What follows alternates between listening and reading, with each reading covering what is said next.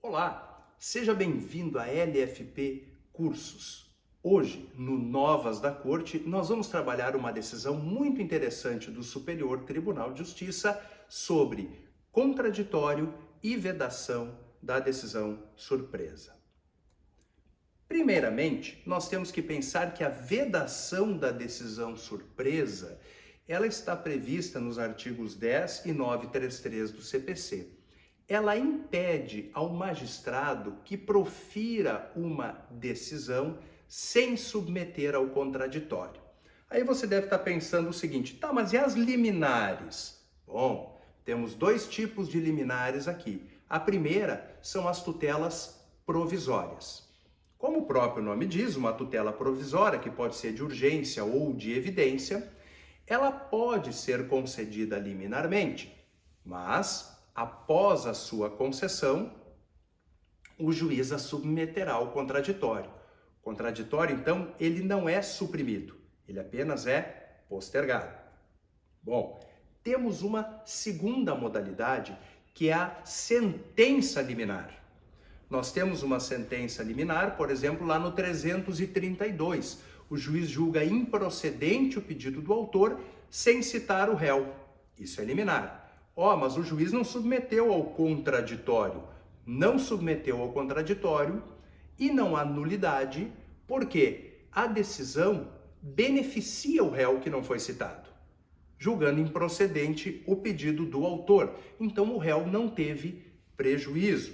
Temos uma outra modalidade de sentença liminar, que é a do 330, que trata do indeferimento da petição inicial. Veja, o juiz indefere a petição inicial do autor, o que gera uma sentença terminativa, sem resolução de mérito, ok? E só vai citar o réu se o autor interpuser apelação dessa sentença.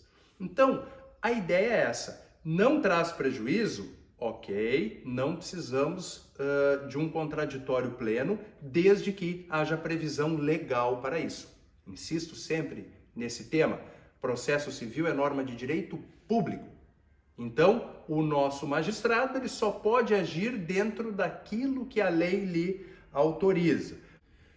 O Superior Tribunal de Justiça, com base em todas essas premissas, em maio de 2023, consolidou um entendimento bastante interessante.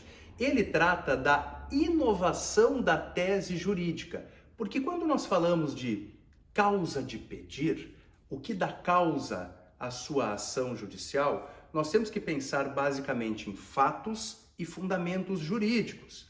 Assim como você não pode inovar os fatos, a menos que sejam fatos novos, a tese jurídica também não pode ser inovada ao bel prazer das partes.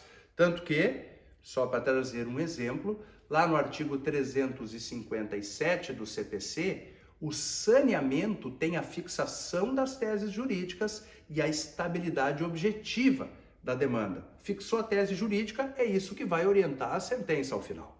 Muito bem. Aí nós temos a figura da preclusão consumativa.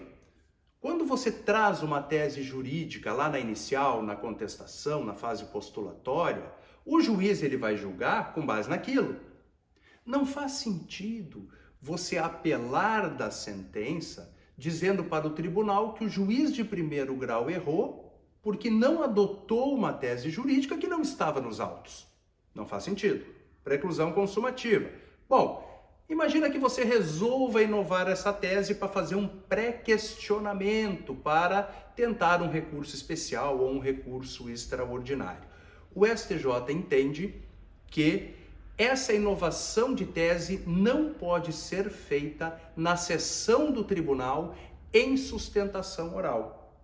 Ela não pode. Por quê? Porque não há contraditório na sustentação oral do tribunal. Já tinha o STJ decidido anteriormente que inovações na causa de pedir não podem ser feitas em embargos de declaração, porque os embargos de declaração, de regra, não se sujeitam ao contraditório. Só se sujeitarão ao contraditório se o magistrado entender que eles terão efeitos infringentes, senão não. Então, se o procedimento não prevê contraditório para um determinado ato, esse ato não pode ser utilizado para inovação de tese jurídica. Inovação de tese jurídica deve ser submetida ao contraditório antes de ser adotada em julgamento. Espero que você tenha gostado deste vídeo. Não se esqueça de se inscrever no canal, de ativar as notificações, curtir e compartilhar. E mais uma vez, muito obrigado.